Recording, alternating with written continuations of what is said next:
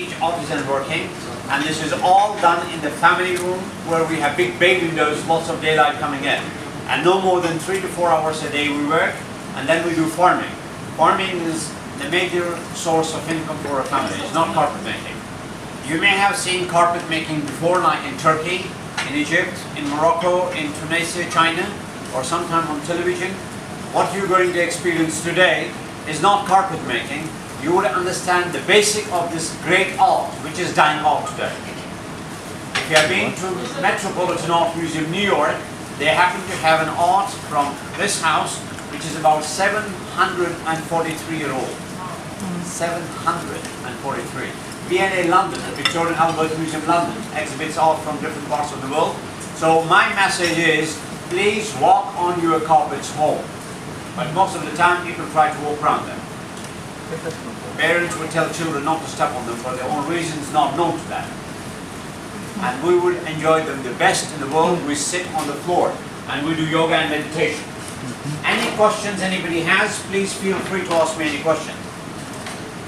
Each artisan would have personal tools like these here. We don't use needles of any kind. We don't weave. And there is no paddle and shovel like in normal weaving. Patterns are written down on sheets of papers in code numbers. Everything is codified, which is from right to left. And it has nothing to do with the spoken language. So a message would go to each artisan like 2 blues will be followed by 3 greens, 5 browns, 9 purples, then there's a stop. A message of color along with the place and the number is given. So we are all focused.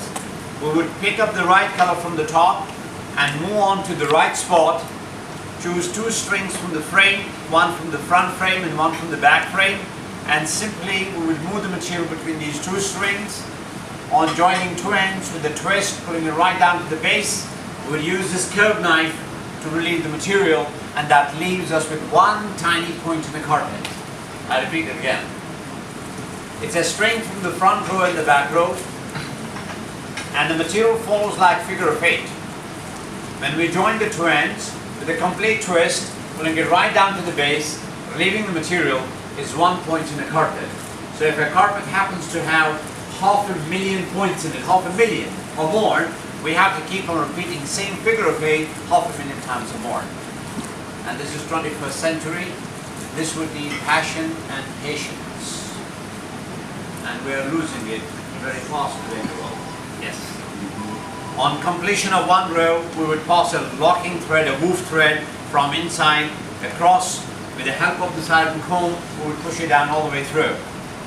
And then later, we move this bar up and this frame has a changeover. It will go back in front and we pass another relocking thread from right to the left. That's 1 row. The carpet I'm sitting on here, for 1 artisan alone, would take from 3.5 months to 5 months. This size of carpet. They would always take different time. Reasons, some patterns are more intense and some are less intricate. That's the basis for the time taken. So in our art, a tiny one at times can take more time than a larger one. But when we talk about carpets which are handmade or hand-woven, they will always take uniform time according to their sizes. And such carpets we can see in lots of places in the West, in Europe, lots of places in the world, where often people will tell us they're closing, they're liquidating, buy 1 get 1 free. They never close, they never liquidate. You walk down the same street after a few years, they're still there. Yeah. Either they change the streets. Yeah.